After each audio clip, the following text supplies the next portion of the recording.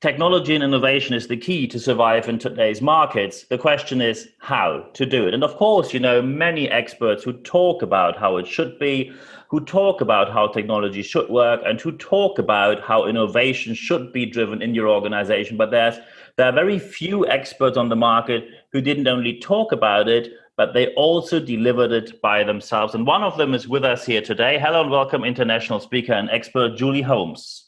Hello, it's very nice to be here, Niels.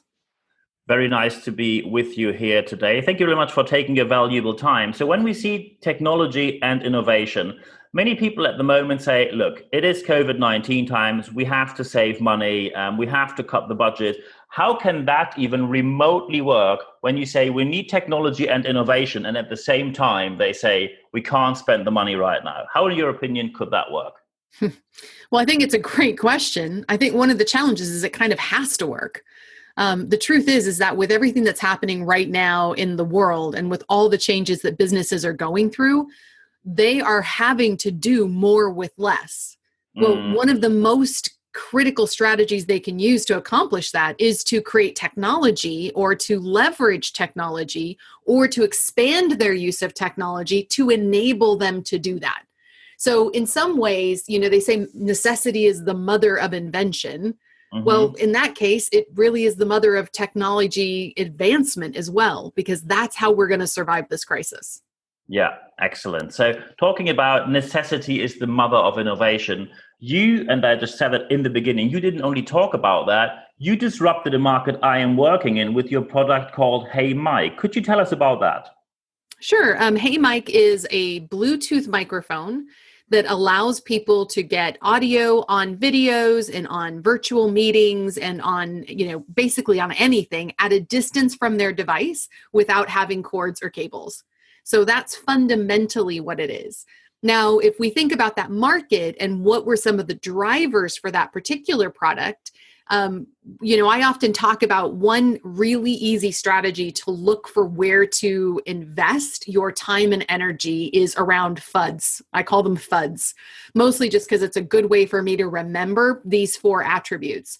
And that is what is frustrating people, what is making them uncertain, what are the delusions that they're experiencing right now, and what does success look like for them? So when I think about a device like Hey Mike, which is a small, it's about the size of a matchbook, if anybody can remember how big a matchbook is. Look at a device like that. The frustration around that was, oh my gosh, I have 50 feet of cable every time I want to make a video. Yeah. Or I'm a teacher. Teachers are one of our biggest customers right now.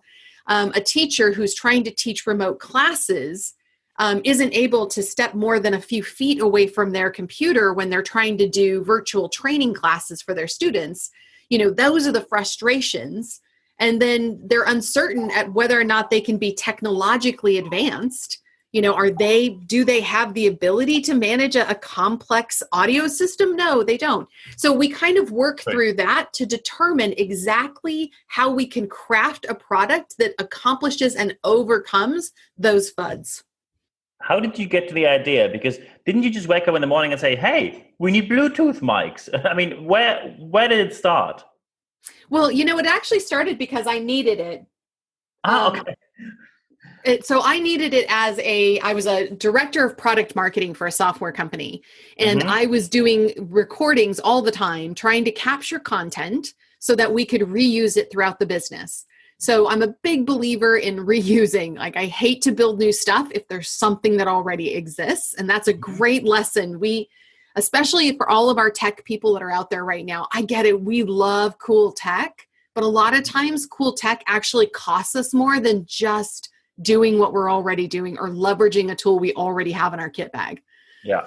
So for me, I was recording all this content, but it was very difficult for me to record content in public spaces.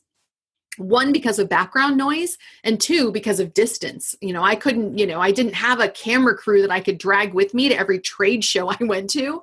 And so I put together a system and started hacking together a prototype for a Bluetooth microphone that I could wear at the front of a trade show session where I was speaking. And then I could put my phone on a tripod in the back of the room. And so I had that solution in place. I mean, I was using my own prototype for probably 2 full years Okay. before a colleague said, why aren't you taking this to market? And then we took it to market. Okay. That sounds quite easy, isn't it? I mean, first you have to, of course, figure out how the product works. Then you need a place where you produce it. And normally when you want to make a profit, which of course is an idea that any entrepreneur has, and that's a reasonable idea to have, when you want to produce it in a certain place, that is normally quite far away to save a bit of cost. Then of course you have to talk about tariffs, export, import, IP protection. And let's face it, in the audio world, there are competitors, for example, Rode, Sennheiser, and these brands don't make prisoners when it comes to someone maybe violating their IP or their productions. True. Yeah, it's not easy necessarily to take a product to market, but the secret I've found, and I've taken a couple different products to market, is partnerships. So the beauty of it is that in today's world, our networks, the people that we know, the businesses that we do business with, all of that gives us the most incredible aptitude to expand from where we currently reside. I can remember in all of my years in corporate, one of the best lessons I ever learned was that the smartest companies find ways for other people to make money with them. And so that's where all these partnerships come into play. So for example, I have a partner that I work with that manages all the manufacturing. They have people on the ground in the manufacturing countries. They have a process and a system in place. I don't manufacture, my company manufactures, but I don't manufacture. I work with a partner to get it manufactured. Same thing when you think about IP. Most companies of less than a couple million, actually less than $1 billion, don't have an in-house IP representative, but we think nothing of going out and getting an IP expert to advise us. And it's exactly the same with launching new products. I remember that you had a booth at the convention in the US. And let's face it, when you go to a convention of professional speakers, we receive marketing about audio products. I mean, I receive maybe 10 emails per day on different audio products. And your booth did not only completely sell out, you had to sell your own demo mic where someone paid the full fee because they didn't want to wait a week until it is delivered to their home. Is it just it was great. Building these partnerships, or because often many people I talk to say, I have a great idea, but I'm really bad at sales. And that's where it normally ends, because when you have the greatest idea and you're unable to sell it, and especially when you talk to engineers, they run away when you only mention the word sales or marketing. So it's true. We often joke that spelling it is as traumatic as doing it. Yeah, exactly. So how do you get into the right position that you can have a great idea? Maybe some people just have the talent, but what if we now have people who listen to this podcast and say, well, I have a great idea, but I'm a really bad salesperson? Well, the good news is that when you're talking about products, so, a lot of people struggle to sell themselves. Very interesting, right? They're really uncomfortable with pitching themselves as a product. But if you give them something physical to sell, that's an entirely different story. When you start creating commodities and products that are tangible, that you can put your hands on, it's much easier to sell that. And in fact, when I talk to people about selling even themselves, I ask them, how would you look like if you were packaged up as a tangible physical product? What would you say about you? And that's really one of the catches. The other thing, of course, is that so much selling is actually done through technology. I'm very rarely having a one-on-one sales call with anybody, unless I'm talking to a school in America who's looking to buy 5,000 microphones. We're rarely on the phone with anybody. Instead, we're selling through all of the digital channels. We're selling through Facebook ads and Google ads, and we're selling through our website and e-commerce, and we're selling through the Amazon platforms, and we're selling through, all of those virtual digital platforms. So sales is automated. That's really the goal, is to get as much automated as possible so that you don't have to sell yourself. Excellent. Talking about automation, let's face it, there are many people out there. When I only open a YouTube video, I get about 10 different ads of people telling me you only have to sit at your computer at home, passive income, and you're going to be rich by next week. How can people just, maybe you know these ads, quite awful. And of course, these schemes do not work. But how can people properly learn? Because any one of us was at the point where we heard, oh, Facebook, I couldn't put ads in there. And suddenly you realize, well, it can be quite pricey. So where did you learn to do this properly? So, I think that there is no doing it properly. So that's maybe the first thing I would share. It is a moving target. Mm-hmm. So, we are always learning and always adjusting. But I did exactly what I said earlier. We hired a partner. Mm-hmm. We hired somebody who specialized in Facebook ads, and they got us set up and kind of got us, explained to us in our language at our level what we needed to know. And from there, we can manage it and maintain it. It's the same thing with copywriting services. Know what you're good at, focus on what your expertise is, and then be prepared to pay the money to bring in other people. It's going to save you time in the long run, rather than you floundering around and guessing and hoping that you get it right.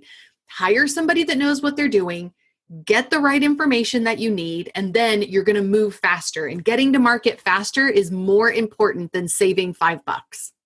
So you would say that many people might fail because first they save in the wrong space and their time to market is just too slow. Absolutely.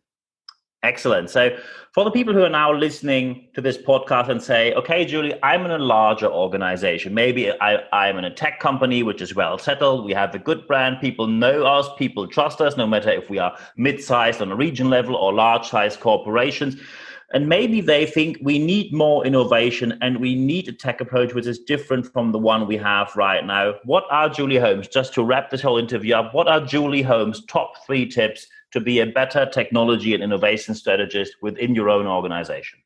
Oh, that's a great question. I'm so excited to answer it.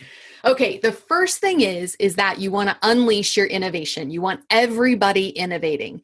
Now, the number one reason I hear from companies about why they don't want to encourage innovation, like they say they do, but they don't really want innovation, is because they just don't know how to control it within their organization. So my first piece of advice is to set up a structure or a plan for what you expect from people when it comes to innovation. What is it they should be thinking about so that they only bring you good, pre-vetted ideas? They don't have to be perfect ideas.